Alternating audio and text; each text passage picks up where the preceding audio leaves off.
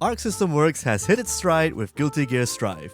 The latest title has created a lot of buzz for its unique art style, newfound accessibility, as well as robust netcode. And the fighting's awesome too. It could happen to you, Steve. However, Guilty Gear Strive's base roster holds a modest cast of just 15 characters.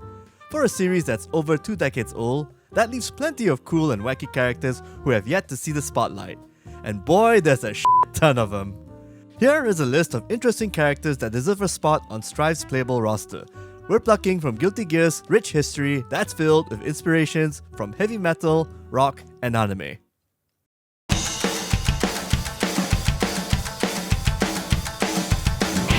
Similar to Street Fighter 2 and its World Warriors, Guilty Gear also has its own iconic set of original characters. Most of these characters, like Soul, Milia, May, and so forth, have returned in other games, save for one tiny but passionate old man.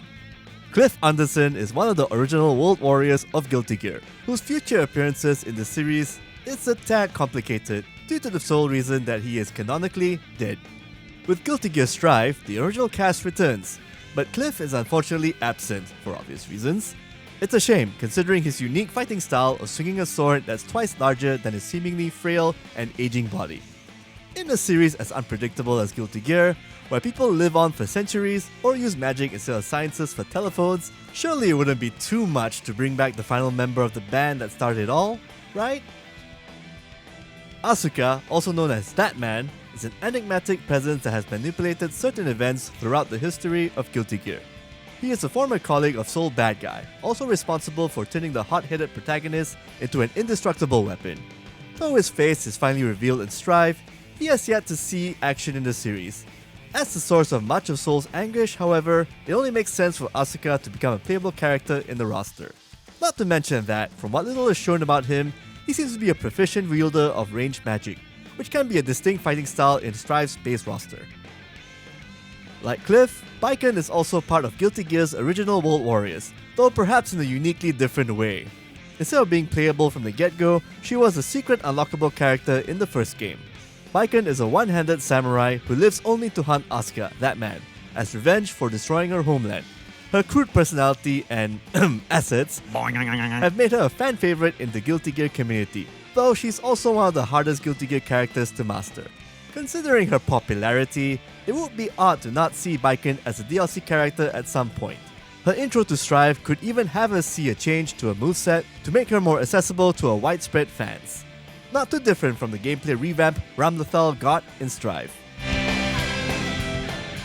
Ever heard of Guilty Gear Petite? Yeah, me neither. Fanny is an original character from the Guilty Gear Petite games, which were a set of titles released exclusively for the Japan-only WonderSwan Color handheld. Despite the simpleness of the Petite games, Fanny does share a relation to a character named Dr. Baldhead, who we otherwise know as the Mad Lad Faust. After being saved by Faust, she became inspired by his deeds, thus deciding to follow in his footsteps and study medicine. She appears as a nurse in Guilty Gear Petite, using giant syringes and scissors to fight.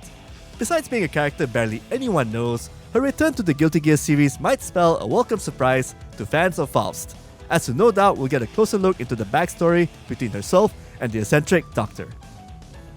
Daryl is the third king of the Kingdom of Illyria, as well as the only character that has yet to become a playable fighter in Guilty Gear.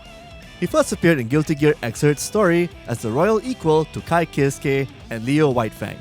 Though a calm individual, he can also be cold and calculating, at times resorting to difficult decisions to achieve the best results. Kai Kiske has become a mainstay of the Guilty Gear series, while Leo Whitefang became a playable character during his debut in Xrd. It's a little strange then that we now have 2 games in a row in which just 2 out of the 3 kings are able to rumble in the arena. Daryl's time to show up has long been overdue, and given his prominence in Strive's storyline, he's proven to be one of the more logical inclusions to the game. a.b.a was introduced in the console port of Guilty Gear Isuka, i.e. Guilty Gear with Smash Bros. Style gameplay, but most people probably know her from Accent Core. She is a homunculus, an artificial lifeform, who was born into isolation with little to no knowledge of the outside world. She finds a cure for her loneliness after discovering a giant living demon axe known as Paracelsus, which she immediately takes in as both her weapon and unwilling romantic partner. a.b.a.'s playstyle is very interesting in that she starts off as a very weak and slow character.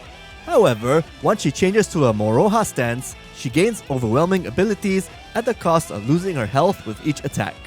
Given Guilty Gear Strive's approach for being a fast-paced and high-damage game, a high-risk and high-reward character like a.b.a might fit that mechanic perfectly, as well as give similar characters like Nagoriyuki some company.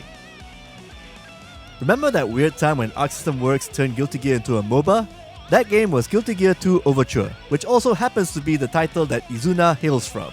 Izuna is a non-human who plays a major role in the story of Guilty Gear 2 Dota, helping Sol and Kai on their journey.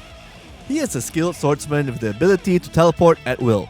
However, though mentioned in excerpt, he has not been seen since Overture. Despite what people may think of Overture, it's a canon part of the series, like it or not. Izuna could certainly appear in Strive as an agile blade user with an unpredictable moveset. For whatever reason, there exists an army of robots in the likeness of Kai Kiske. robo-ky is a name given to the number of Kai-like machines that have appeared throughout the Guilty Gear series. Each one differs in personality, ranging from spiteful to downright comical. However, by the time of excerpt, most of the robo-ky models have been destroyed. The last remaining robo-ky is a more thoughtful individual. Despite his loudmouth nature, he seems to have an interesting outlook on life and even faces off against one of Excerpt's primary antagonists in the showdown. robo-ky fights with a number of wacky attacks, such as extending his arms or using a flurry of punches right out of JoJo's Bizarre Adventure. Were he to appear in Strive, fans would no doubt appreciate some silly attacks to offset against all the cooler characters of Guilty Gear. Mentor to Potemkin and President of the Nation of Zep, Gabriel has experience as both a political leader and military commander.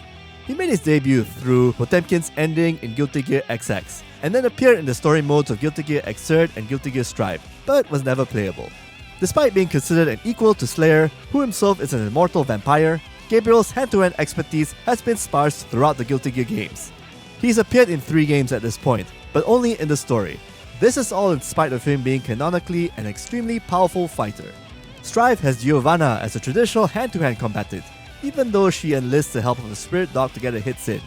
If Gabriel truly is Slayer's rival, then expect his gameplay debut to feature loads of raw punches that hit where they need to count. In terms of Guilty Gear lore, Aerials is a pivotal entity behind the events of the series.